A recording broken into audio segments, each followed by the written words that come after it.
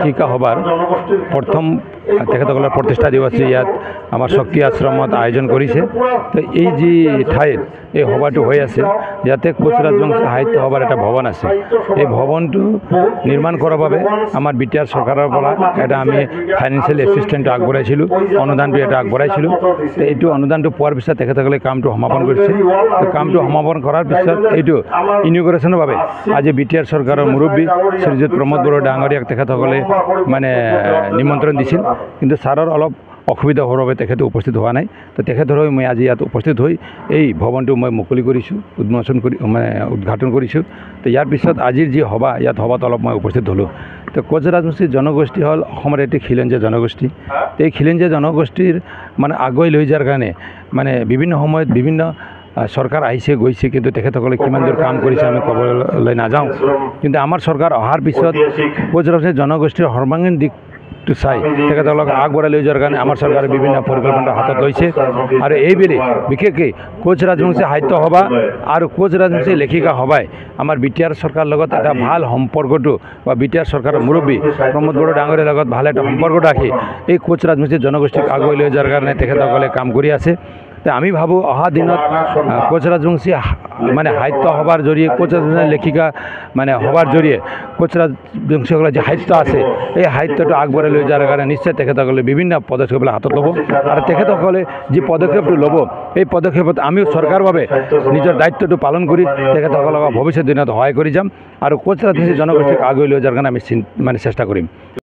খুব এটা ভাল লগাৰ বিষয় যে কোচ ৰাজবংশী সাহিত্য সভাৰ নেতৃত্বত কোচ ৰাজবংশী লেখিকা সমাজৰ আজি প্ৰথম অধিৱেশন। তো এই অধিৱেশনত আহি পেলাই আমি বিটিআৰ আক্ৰাছু হিচাপে খুব গৌৰৱ অনুভৱ কৰিছোঁ। আৰু কোচ ৰাজবংশী জনগোষ্ঠীটোৰ চকে কোণে যিসকলে আমাৰ লেখিকাসকল আছে আজি ইয়াত চবে সমাৰোহ হৈছে। আৰু কোচ ৰাজবংশী জনগোষ্ঠীটোৰ যি পৰম্পৰাগত জনগোষ্ঠীটোৰ যি কালচাৰ তথা ইতিহাস তেওঁলোকে খুব ভালকৈ আজি ইয়াত বিশ্লেষণ কৰিছে বা কৰিব। আৰু জনগোষ্ঠীটোৰ যি আমাৰ জীয়াই থকাৰ যি অধিকাৰ বা জীয়াই থকাৰ কাৰণে আমি যি কোচ ৰাজবংশী এটা সাহিত্যিক বা ৰাইটাৰৰ প্ৰয়োজন আছে তেওঁলোকে আজি ইয়াত একগোট হৈছে। আৰু আমি বিটিআৰ আক্ৰাছু হিচাপে তেওঁলোকক এটা প্ৰতিশ্ৰুতি কৈছোঁ যে আমি আপোনালোকৰ ল'ৰা, আপোনালোকৰ ভতিজা, আপোনালোকৰ গাৰ ছাৰ দৰে আপোনালোকক সহায় আৰু সহযোগ কৰি যাম। আৰু কোচ ৰাজবংশী জনগোষ্ঠীটোৰ পৃথিৱীৰ বুকুত জিলিকি থকাৰ কাৰণে আমি প্ৰয়াস প্ৰচেষ্টা হাতত ৰাখিম। বেলেগ এটা কোশ্চেন আক্ৰাছু একত্ৰীকৰণ হোৱাৰ কাৰণে প্ৰস্তুতি চলিছে 29 তাৰিখত হ'ব, এই ক্ষেত্ৰত আপুনি বিটিআৰ আক্ৰাছু হয়, এইটো এটা আমাৰ এটা কোচ ৰাজবংশী জনগোষ্ঠীটোৰ কাৰণে এটা শুভ লক্ষণ।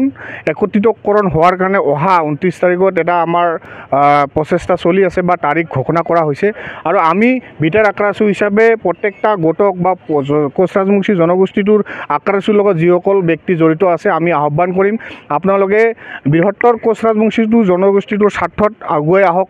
আমি চবে মিলি একলগ হৈ কোচ ৰাজবংশী জনগোষ্ঠীটোৰ যি জনগোষ্ঠীয় দাবী জনজাতিকৰণ পৃথক কমতাপুৰ চৰকাৰৰ পৰা আদায় কৰিব লগা হ'লে আমি চবে মিলি একলগ হৈ এটা মানে ছাটাৰ তলত থিয় হৈ আমি মাত মাতিব লাগিব। তেতিয়াহ'লে কোচ ৰাজবংশীৰ যি দীৰ্ঘদিনীয়া সমস্যা আছে সমাধান হ'ব। আমি তাৰে আশা ৰাখিছোঁ আৰু আমি বিটিআৰ আক্ৰাছু হিচাপে আমি অংশগ্ৰহণ কৰা বুলি আমি আপোনালোকক ক'ব পাৰি। আজি কোচ ৰাজবংশী সাহিত্য সভাৰ যি ভগ্নী সংগঠন কোচ ৰাজবংশী লেখিকা সভা, এই লেখিকা সভাৰ প্ৰথম প্ৰতিষ্ঠা দিৱসত আজি শক্তি আশ্ৰমত অনুষ্ঠিত এই সভাত উপস্থিত থাকি খুব এটা ভাল লাগিছে। এইকাৰণে ভাল লাগি ইয়াত উপস্থিত হোৱা মোৰ ফালৰ পৰাই আমাৰ স্বায়ত্তশাসিত পৰিষদৰ ফালৰ পৰাই লেখিকা সভাৰ আৰু কোচ ৰাজবংশী সাহিত্য সভাৰ প্ৰত্যেকজন সভাপতি সভানেত্ৰীকে ধৰি সম্পাদিকে ধৰি সমূহ বিষয়ববীয়াক আমাৰ ফালৰ পৰা আমি শুভেচ্ছা আৰু শুভকামনা দিছোঁ।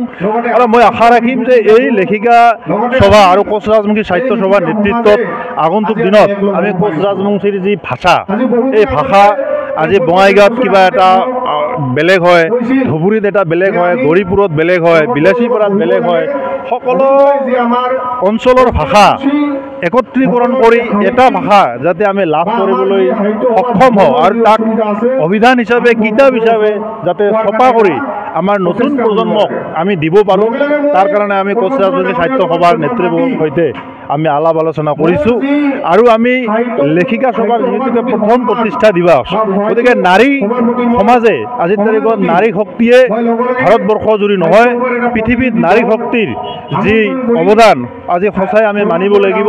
আৰু কোচ ৰাজবংশী জনগোষ্ঠীৰ নাৰী শক্তিয়ে যে কোনো গুণে কম নহয়।